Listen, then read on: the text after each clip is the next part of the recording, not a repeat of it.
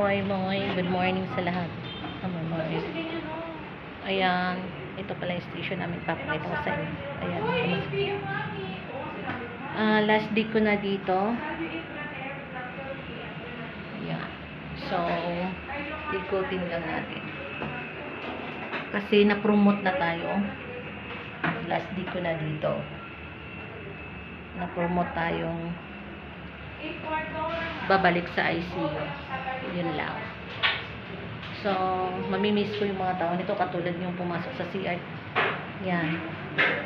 Yan. Locker ko. Ito locker ko. Siyempre si Pink.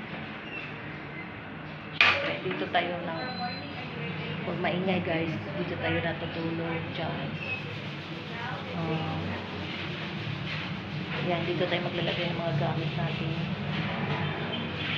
Dito yung mga lagayan ng pagkain. Hindi pagkain, lagayan ng mga utensils namin. Ito. So ngayon kukunin ko na siya. Siyempre kailangan natin ito.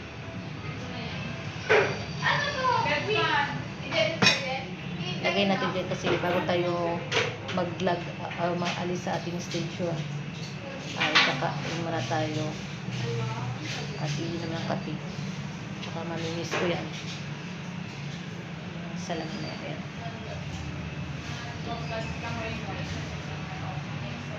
Tapos, keep sa pansalamin kasi pag nag-medication dyan, sa salamin na yan lang. At guys, at siya. Yan ang headlight namin dito. Yan lang. Kwento ko. Paalam.